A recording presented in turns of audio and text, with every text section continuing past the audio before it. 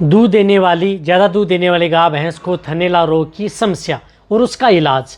बहुत इस तरह के जो पशु हैं जो ज़्यादा दूध देते हैं उसमें सबसे ज़्यादा मेस्टाइटिस यानी थनैला रोग की समस्या देखने को मिलती है।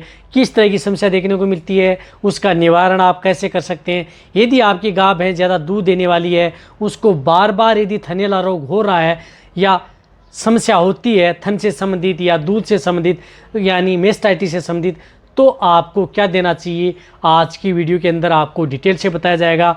यदि आप अपने ज़्यादा दूध देने वाली गाय भैंस को जो मैं बताऊंगा उस तरीके से यदि आप उसका ध्यान रखेंगे तो आप थनैला रोग से भी बचा सकते हैं। यदि हो गया तो उसको आप आसानी से कंट्रोल कर सकते हैं, क्योंकि बहुत इस तरह के डेयरी फार्मर हैं उनके बार बार इस तरह के कमेंट्स और कॉल आते हैं कि जो हम ज़्यादा दूध देने वाली गाय भैंस में मेस्टाइटिस की समस्या बार बार देखने को मिल रही है, तो इसका समाधान कैसे किया जाए। वीडियो लंबी होगी, इसके बारे में देखना, पूरा देखना। इस चैनल पर नए जुड़े हैं सब्सक्राइब कर लें, साथ में बेल आइकन और ऑल वाला ऑप्शन दबाएं। देखो, ज़्यादा दूध देने वाली गाय भैंस होती है उसके लिए मेस्टाइटिस की समस्या बार बार इसलिए बनी रहती है क्योंकि उसके थन के अंदर बहुत ज़्यादा दूध की मात्रा रहती है। कई बार तो क्या होता है कि ज़्यादा दूध देने वाली जो गाय भैंस हैं उसके थन से यदि दूध की मात्रा थोड़ी ज़्यादा हो जाती है तो थन से दूध का रिसाव होना स्टार्ट हो जाता है। जैसे वो गाय बैठती है या भैंस बैठती है तो थन से दूध बाहर या कुछ उसका हिस्सा मामूली सा बाहर आ जाता है या आता रहता है। तो उसकी वजह से क्या होता है कि वो बाहरी जो बैक्टीरिया हैं उनसे अटैक रहता है, तो उससे सबसे ज़्यादा थनैला रोग की समस्या उनसे ज़्यादा देखने को मिलती है। कई बार ये गाय भैंस में देखने को भी नहीं होता कि ये समस्या भी नहीं है दूध की, कि दूध थन से दूध टपके या थन से दूध आए, वह समस्या नहीं है, फिर भी उनमें बार बार इस तरह की होती है। तो एक तो आप उसे क्या करते हैं कि ज़्यादा पौष्टिक आहार देते हैं या ज़्यादा आहार देते हैं। तो उसके बचाव के लिए आपको क्या करना है कि जब भी यदि आप अपनी ज़्यादा दूध देने वाली गाय भैंस को आप ज़्यादा दाना मिश्रण भी देते हैं तो उस साथ में आप उसे मीठा सोडा यानी सोडियम बाइकार्बोनेट अपनी गाय भैंस हैं ज़्यादा दूध देने वाली को उसको साथ में ज़रूर दें। यदि ज़्यादा दूध ले रहे हैं, ज़्यादा यदि आप दाना मिश्रण दे रहे हैं तो आप उसमें 50 ग्राम पर डे के हिसाब से मीठा सोडा या 2 दिन या 3 दिन के अंतराल में आप उस पशु को साथ में देते रहें। देखो, मीठा सोडा क्या करता है कि पशुओं को थन से संबंधित, थनैला रोग से संबंधित, थन में दूध में छींचड़े हैं या दूध के अंदर किसी तरह की और कोई दिक्कत है तो उसको कंट्रोल करने का काम करता है। क्योंकि ये थन से संबंधित भी दिक्कतें क्या होती हैं, जब पशुओं की रुमन की पीएच है वह डाउन होती है। जब डाउन होती है तो पशु में बहुत बार जो मेस्टाइटिस ज़्यादातर पशु में देखने को मिलता है। तो इसके बचाव के लिए आप उस पशुओं को मीठा सोडा, सोडियम बाइकार्बोनेट बीच बीच में पशुओं को कंटिन्यूटी भी नहीं दें, तो आप बीच में 1 दिन छोड़ करके या 2 दिन छोड़ करके उस पशुओं को दें। या जिन पशुओं को लगातार थनैला रोग की समस्या होती है तो आप उन्हें दें।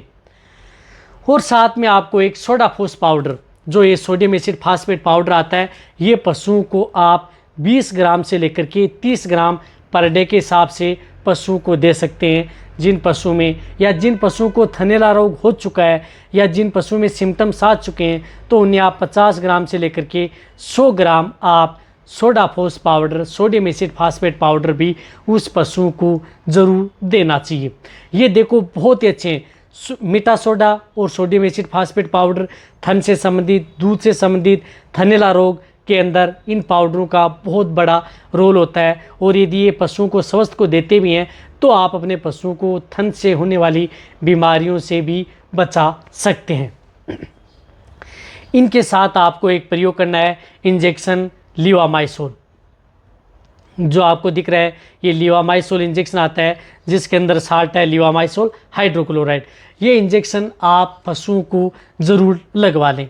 जिन पशु में बार बार थनैला रोग की समस्या होती है या ज़्यादा दूध देने वाली गाय भैंस है, जैसे मैंने एक वीडियो में बताया था कि जिन पशुओं में थनैला रोग होता है तो उसमें 2 इंजेक्शन 2 से 3 इंजेक्शन ज़रूर साथ में लगाने चाहिए। लेकिन ये इंजेक्शन पशु आपका स्वस्थ है तो ये 1 ml पर 30 kg बॉडी वेट सबकट, यानी जिन पशुओं का 450 kg बॉडी वेट है तो 15 ml ये इंजेक्शन सबकट उन पशुओं को ज़रूर लगवा लेना चाहिए। ये इंजेक्शन भी पशुओं को थन से संबंधित कोई भी दिक्कत है, यानी जिन पशुओं की इम्यूनिटी डाउन होती है, थनैला रोग होता है तो पशु में कई बार इम्यूनिटी डाउन होने के कारण जो बैक्टीरिया हैं वो पर अटैक कर लेते हैं, तो आप इस इंजेक्शन का प्रयोग पशुओं में ज़रूर करवाएं।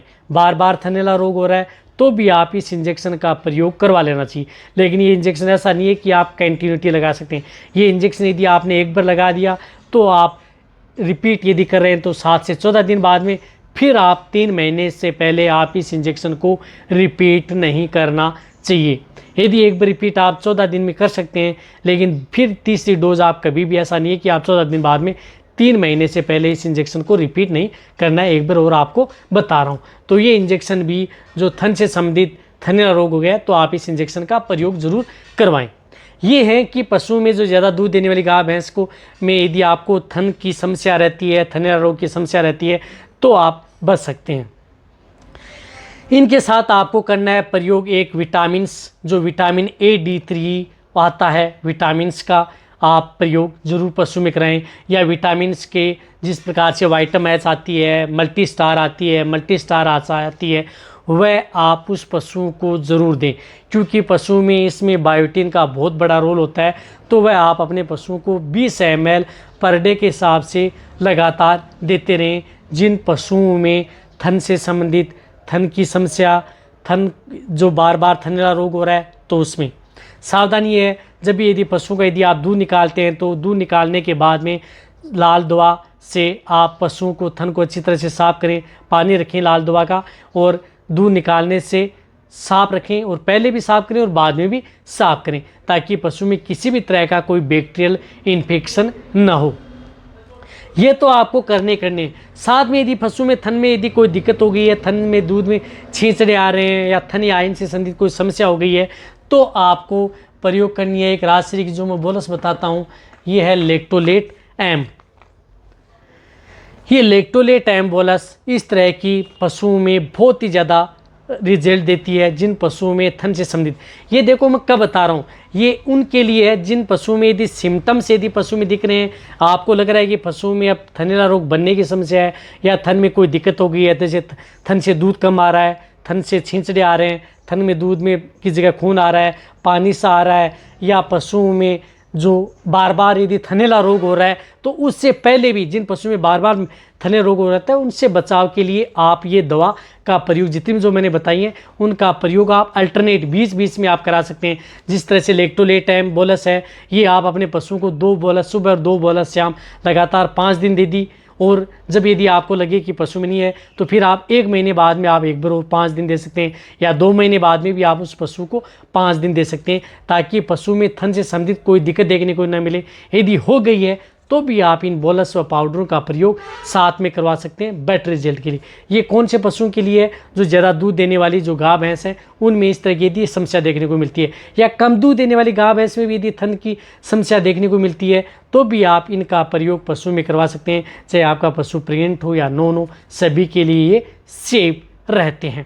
तो यदि आप थनैला रोग से यदि पशु को बचाना चाहते हैं तो ये ट्रीटमेंट करें। थन की समस्या हो गई है तो भी ये ट्रीटमेंट करें।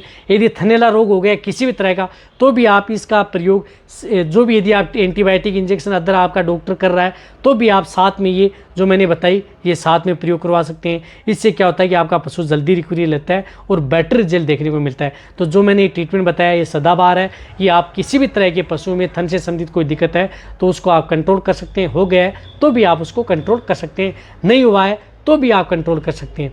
तो ये वीडियो जितना हो सकता है पशुपालक वेटरनरी उनके साथ शेयर करें। इसी तरह की वीडियो चाहिए तो आप निश्चित जाकर कमेंट में लिखें। आपको इस चैनल पर ऐसी वीडियो मिलती रहेंगी। थैंक्स, धन्यवाद।